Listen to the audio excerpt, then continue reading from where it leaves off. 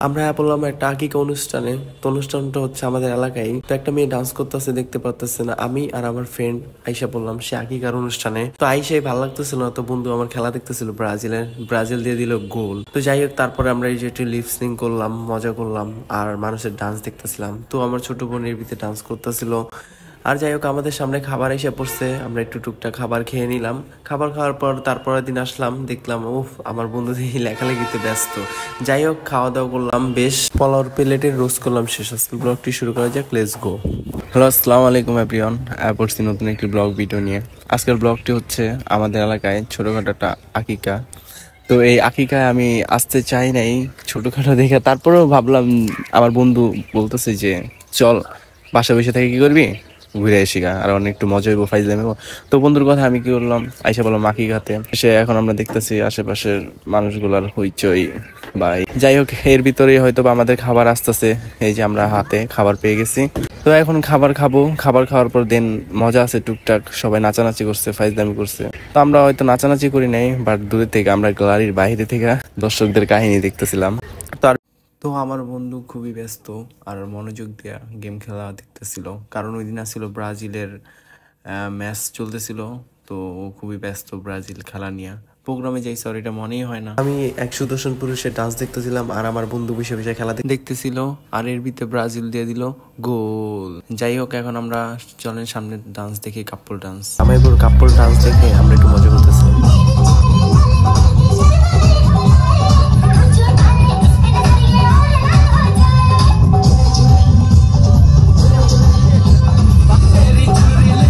তো ফাইনালি আমাদের সামনে এসেই পড়লো এই সেই নারী, যে নাকি খুবই কড়া ডান্স করে।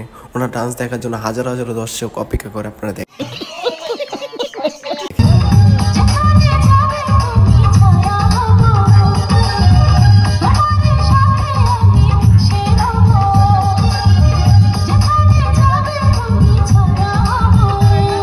সরি আপনার ছায়া আমার লাগবে না, আমার ছায়া দেওয়ার মতো মানুষ আছে।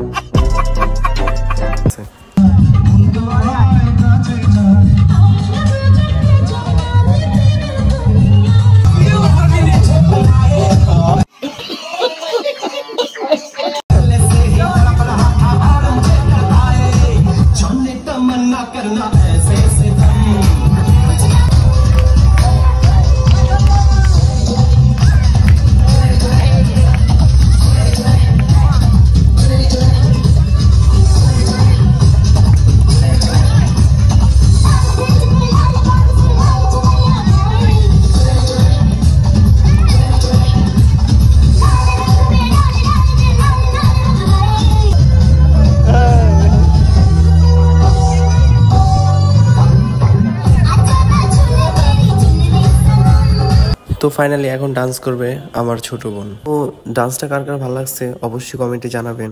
আর এখন এই যে আমার পাশে আমার বন্ধু আর আমি দুজন মিলে চলে যাবো বাসায়, দেন কালকে দেখা হবে। তো অলরেডি সকাল হয়ে গেছে, ঘুমের থেকে উঠে ফ্রেশ ট্রেশ হয়ে চলে আসলাম অনুষ্ঠানে খাওয়ার জন্য। তো আইসে দেখলাম যে আমার বন্ধু লেখালেখিতে বসে পড়ছে।